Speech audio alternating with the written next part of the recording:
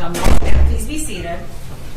We're going to get into opening statements. Mr. Petrofessa? May it please the court, counsel. Almost exactly 1 year ago to today's date, Linda Murray and her husband, Hussein Murray, were enjoying the life that they had built over 54 years of marriage. They had raised a family, they were enjoying their grandkids.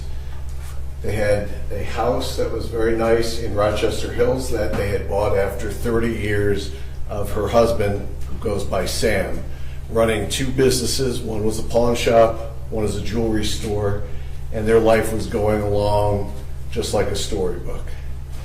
But you'll hear that this story doesn't start off with once upon a time, because it doesn't have a fairy tale ending, and it doesn't have a happily ever after.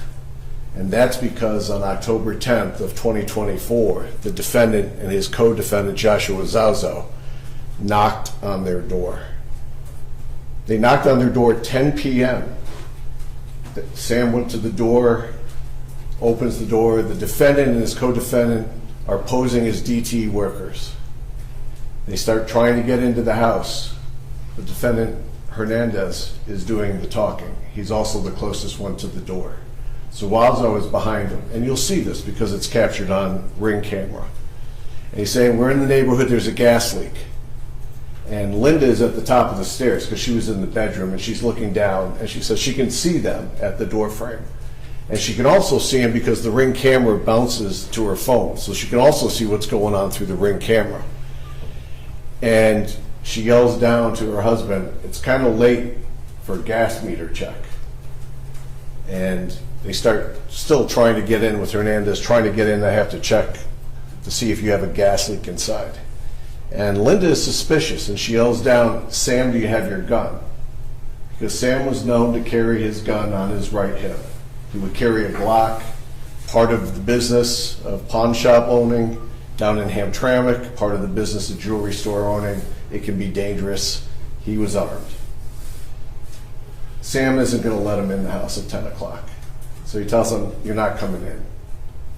At that point, Hernandez says, "Well, we'll come back tomorrow." So the door is shut.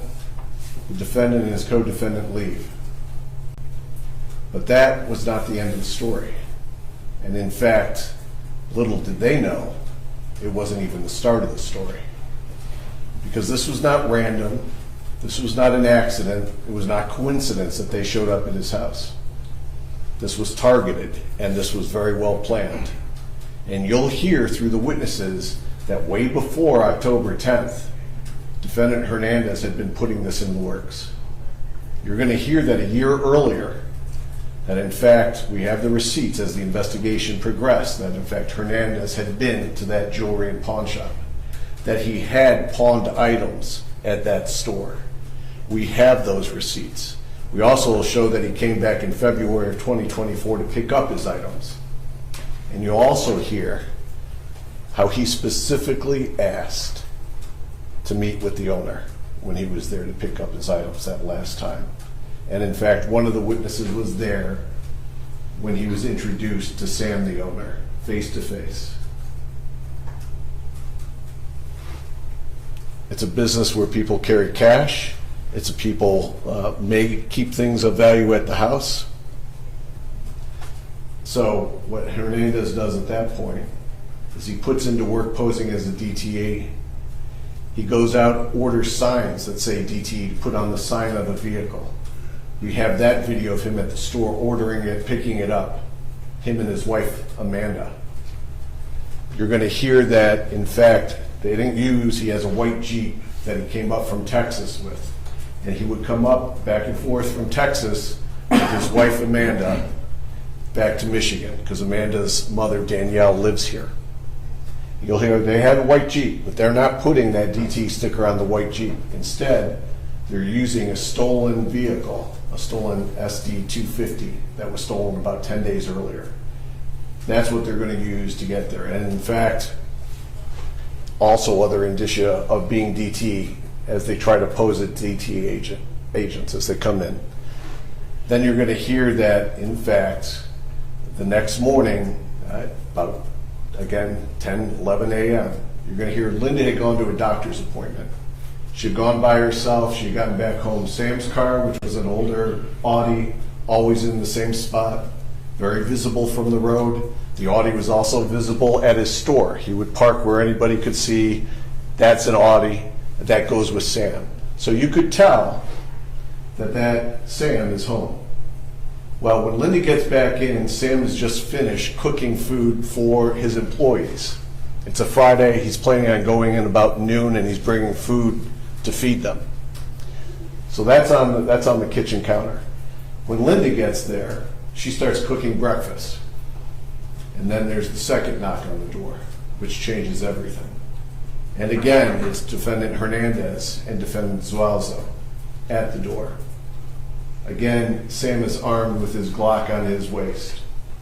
But this time, they talk their way into the residence. And as they come in, Linda will tell you that she recognized him from the night before. She's already testified about this at preliminary exam. She's already identified both of these guys at exam under oath. She'll say, I'll recognize them. It's the same guys from the night before. As they come in, she was maybe 10 feet away from the door, and they want to check the furnace downstairs in the basement. And this time, they're starting to go downstairs. She'll say that there's a weird segment where Defendant Hernandez says he has to go back to the truck. So there's about 67 seconds when he's out of view, but she doesn't think he actually went out of the house again because the alarm when you go in and out didn't click. So she doesn't think he actually ever left a second time. And then Zuazo is kind of lingering off to the side. At that point in time, Sam is going to show them down into the basement where the gas hooks up inside. And you'll hear Sam is leading the way downstairs, and behind him is Zuazo, and behind him is Defendant Hernandez, who closes the door. And that's going to be the last time Linda ever sees her husband alive. She'll say that at that point she went back to cooking, and probably another 10 or 15 minutes she's trying to cook and finish breakfast. She doesn't hear anything. She doesn't hear any commotion downstairs. She'll tell you that her husband Sam was not a quiet guy. He was a naturally loud talker, but she doesn't hear anything. But instead, she'll tell you that Defendant Hernandez comes up from downstairs. And when he comes up, and you can see he's a big, imposing guy, when he comes up, he says, "Where's the money?" "What? Where's the money? Where's the safe? Where's the jewels?" And she's like, "I got cash in my purse." And she says she had about $300 cash in her purse. And she'll say, "We don't have a safe. There's no safe." "So what about the jewels?" And she'll say, "The jewels are in a safety deposit box. I got costume jewelry upstairs. That's all I got." At that point in time, she starts saying, "Where's my husband? Where's my husband?" Hernandez doesn't answer. Then you're going to hear Zuazo comes up from downstairs. And she says, "Where's my husband?" And Zuazo says, "He's sleeping." And at that point in time, she sees blood on the front of Zuazo's shirt. She starts screaming. She's getting upset. So Hernandez hauls off and slugs her in the face. And you'll see the left side of her face and how it's bruised. He then puts her against the wall, so you're going to stop screaming. And she says she'll stop screaming. At which point in time, he puts her in the kitchen and starts to bind her with duct tape. And when he binds her with duct tape, he starts going through her purse. He wants the car keys. He wants the cash. He goes through a kitchen drawer. And Zuazo at this point in time, he doesn't flee and go out the front door. Instead, he goes upstairs and he ransacks the upstairs of the house looking for anything of value. And she'll tell you, he took stuff from the house, but it was nothing of great value. He went through my jewelry box. He took my jewelry box. Costume jewelry. It wasn't worth anything. And that was gone. And then you'll hear in the upstairs, where Hernandez never goes, there's a blood swing on the wall. She's now bound. They take her cell phone, they take her cash, and they finally leave the house through the garage. And she could say, "I heard it around the few minutes. They went through the garage. They didn't have a clicker, but she hears a big boom where probably the garage was released from the remote control. So it comes slamming down. So the police get called and they arrive. And you'll see the body cam of what happens when they arrive. You'll see the first deputy who's there. He goes through the house eventually. You'll see that there's a lot of other deputies that respond also. You'll see the scene. And when you go downstairs and you see the scene, you'll see how brutally Sam was demolished. Physically just demolished. He's dead at the scene. There's no reviving him. As you've maybe figured out through our jury selection, the media quickly is on this case. Quickly, the Ring videos are out there to the public very quickly. And very quickly, Hernandez and Zuazo become suspects and of interest to the sheriff's office. Very quickly. And you're going to hear what Hernandez did after he leaves that scene. He goes, puts that truck in Detroit and sets it ablaze. Destroys the truck. You'll hear from the Detroit folks who responded to that scene just trying to demolish any type of evidence that's in the truck. It's ablaze. It's on fire. We know it's the truck. Then he hits the road with his wife. I think it's her child and I think a couple pets. And they're headed out of here back to where we knew they lived at after they became a focus back in Texas. So you hear quickly that the sheriff office is on that. Sheriff office is putting out notices all the way through the path of where we expect them to be driving, and Louisiana comes across them first. And we have a detective from Louisiana flying up here. He's going to talk to you about everything that happened in Louisiana. And you're going to hear very clearly that when they go through that car, there's a lot of things of value that they find in that car for our case. They're going to tell you that they come across 3 pairs of size 13 Nikes. And on the bottom and on the inside of one of those pair of size 13 Nikes is blood, and the DNA comes back to the victim.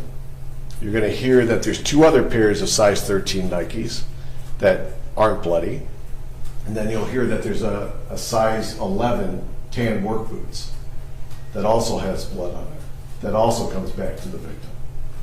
Then you're going to see, as they went through it, that there's a white size 5XL t-shirt with blood on it that comes back to the victim. You're going to hear that they also discover jewelry boxes in his luggage that he has packed up. And those jewelry boxes are very distinct. That costume jewelry is very distinct, and Linda will tell you that that's my stuff. And then you're going to hear that one of the things they also find in there is this POCO license plate, which was the original license plate on the burnt up vehicle before it got stolen. That goes back to the owner of that place.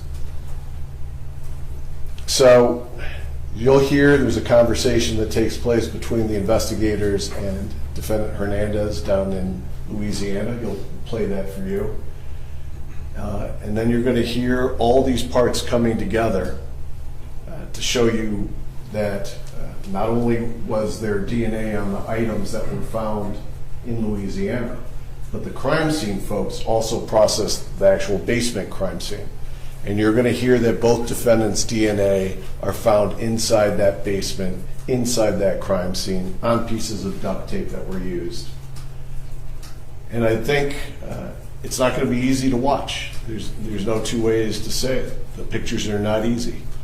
The story is not easy. But I believe at the end of this case, after you've heard the testimony, after you've seen the evidence that we produce, and after Judge Polis reads to you the law that applies in this case, I believe you'll find the defendant guilty as charged on all the counts.